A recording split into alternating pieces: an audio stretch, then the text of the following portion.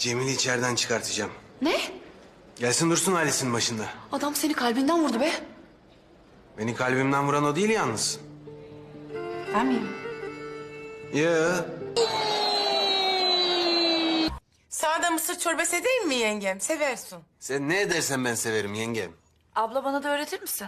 Öğretirim kuzum. O yengem sen nefesi yorma bence. Övünüyor. Kıyamay mısın karına?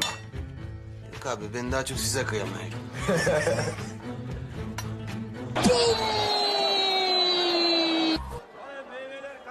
Elma seçeyim o zaman ben. Elmalı kurabiye yaparım. Yiğit çok sever. Sen hiç zahmet etme. Bence biz elma alalım. Kurabiyeyi yengem yapsın. Yazık Yiğit'e. Tahir ya. Ben bugün Mercan'ı Trabzon'a psikiyatriste götüreceğim. Söz